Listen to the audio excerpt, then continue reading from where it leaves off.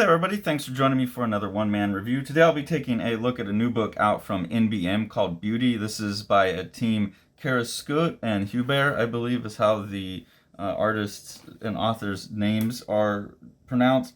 The story and colors are by Hubert and the art is by Kerascoet, which is kind of interesting because the colors are such a big part of the art and a lot of them make the art. So I'm not sure how that collaboration worked because there's a lot of parts where you get pieces like this that have no line work around them. I don't know if that got taken out when the coloring was made or how those decisions were made, but there's a lot of boundaries, a lot of edges that are created just by two colors butting up against each other.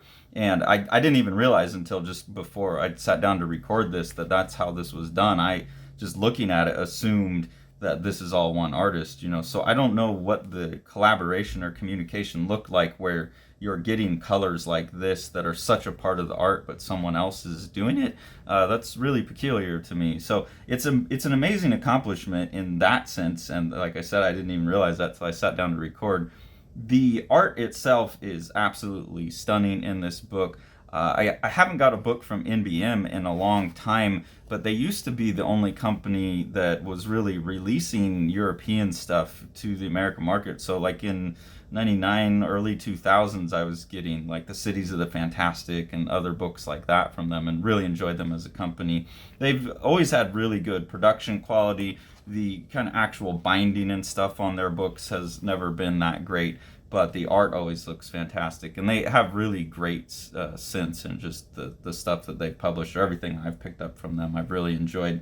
The book, I have like a really high opinion of the art in the book, and I have a pretty low opinion of the story in the book, and I'll get more into that. But here's another look at the art where this composition here relies so much on silhouette and shape and color, and you just have these two areas in black. I'm having a really hard time imagining how this was set up. Maybe this was all done with grays and then Hubert just went and applied the colors to them. I'm not quite sure, but this was one of the things that I really enjoyed about the art, was how many moments there are like this where it is entirely shape and there's not line. That's obviously something that I've been working a lot with bound and something I've been really interested in. And so when I'm seeing other people use it to this kind of success and getting these compositions popping like this, it's all perfect. Like I'm drawing a lot of inspiration from that, and there's a ton of that in the book.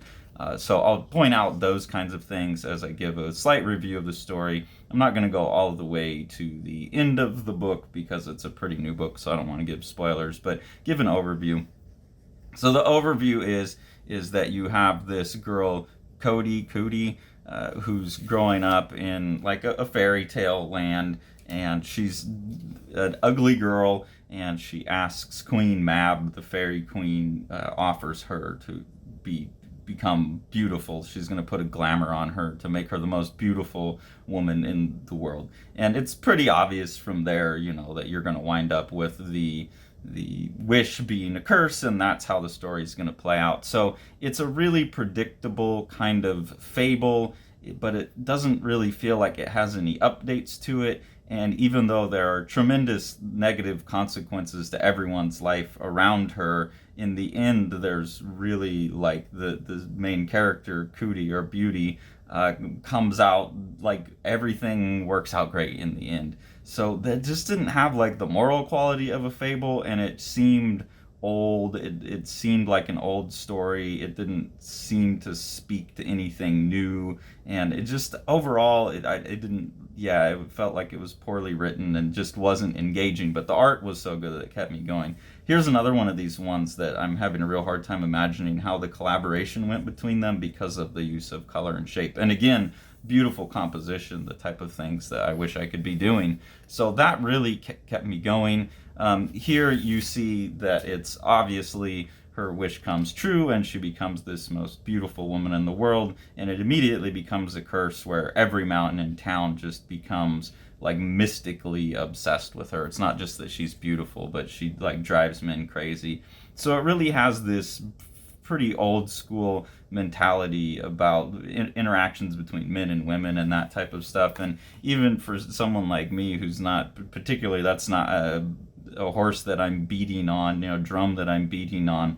There's even some moments in here where it's like, man, I can't believe you're putting that into the story. So she goes and kind of immediately uses her beauty to work her way up to kind of seduce a minor prince of a minor castle, and then he goes off, and so she goes to see the king. Here is one of the moments that I thought was a little bold. Ever since her childhood, everyone found her to be strange. Her mother died in childbirth, and her father, the king, cursed in his heart Mara, the queen of fairies. Even so, the queen, susceptible as are all fairies, gave to the children's gifts usually destined for boys, a keen intelligence, independence of mind, and natural authority. So it has like these weird, that the women get gifted with beauty and men get gifted with intelligence and authority and that independence of mind. There's a cut against that, in that the queen's sister is obviously actually the keener politician and things like that. But it's actually, that's what it's saying. It's saying that the fairy queen gifted her with these things. But it's strange to say, well, this strong female character, the reason she's this strong female character is because she got gifted this, things that are naturally for men. Again, that's not a drum I'm typically going to beat on, but it's just such an obviously bad view of the world. It's hard to imagine that being written in modern times. Again, here, there's just a lot of great examples of the use of the shapes along with the colors. I really especially like this panel right here, but the compositions all throughout are great, and the cartooning all throughout is great. I really love Kerascoet's style, the abstraction that he applies to the figure. All of that is, I think, really, really fire. So at some point, to kind of push the story along without giving away the ending, this happens pretty early on. Beauty makes her way up to actually becoming the queen, marrying the king. Her minor knight goes off and she betrays him, and her beauty leads to wars. So here you can see some more example of the awesome art. That there's very simple panels that are beautiful and elegant compositions, but you also get the artist being totally willing to go in on the details. You have a whole scene where every soldier's totally drawn out, and all these ones have little hatch marks on the chainmail to give texture, and the horse is all stippled on. So there's a variety of mark making. There's a lot of nice use of stippling that reminds me kind of like of Beardsley. I think there's a lot of Beardsley vibes in this, even though the abstraction's a little bit different and the color makes it quite different. I do think that's something that's being mixed with a lot of other influences. This book does feel like it's drawing from a wide range of cultural influences in the art, so I really appreciate that. I can see little bits of almost like Tezuka in there, and like I said, Aubrey Beardsley, and even like someone like Eduardo Hizzo's in there, so that's really, really cool.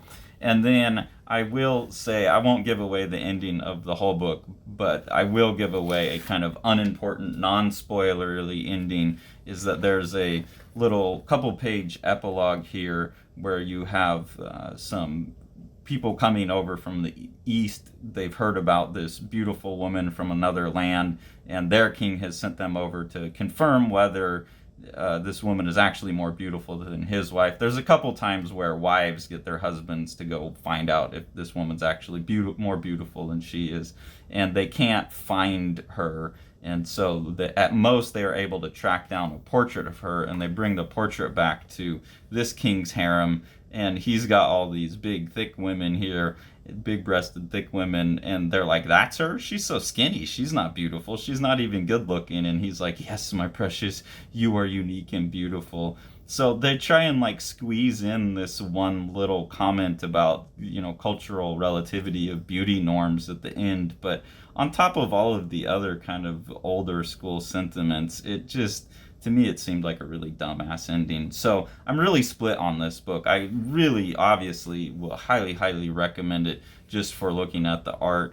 I will have to track down anything else that Kerascoet's done that I can get my hands on. But unfortunately, it seems like Hubert is one of, I don't know what their first names are, so I don't know if these are male or female authors. It feels like a very male book to me, so I'm going to assume they're both guys. But yeah, if they're a team that's working together, I'm so turned off by their writing that it's a little bit hard to get me to want to go back, even for the beautiful art. So if you're into the art, you like the way the art looks, I really do recommend this as a book just to flip through and look at. The story is not poorly written, it's just really banal and old and predictable, and it does have just a really stupid ending where it seems fabulistic in nature, and it seems to be driving home this moral of like chasing beauty, but then it ends in a way that negates its own point about the dangers of chasing something so vain like that. And then it has this dumbass tagged on